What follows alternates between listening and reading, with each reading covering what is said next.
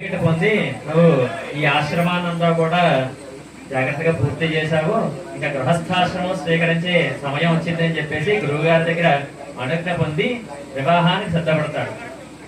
అయితే వివాహానికి సిద్ధపడిన తర్వాత అప్పటి వరకు కూడా అర్థం చూసుకోవడం, తలదూకోవడం ఇలాంటివన్నీ ఉండవు.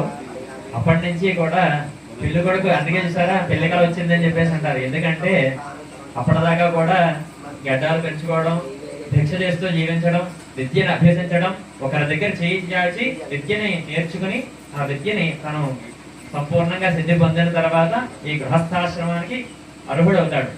అలాంటి వారికి అందుకే పెళ్లికలు వచ్చిందని చెప్పేసి అంటారు. అంటే పెళ్లికలు వచ్చిన తర్వాత నాటకం చేసి క్షురకర్మ అప్పుడే కటింగ్, షేవింగ్, మేకప్ ఇలాంటివన్నీ కూడా చేస్తారు. అయితే స్వామివారికి కూడా ద్విజత్వ సిద్ధ్యర్థము అని చెప్పేసి మామగారు మెడలో యజ్ఞోపవేతాన్ని వేస్తారు.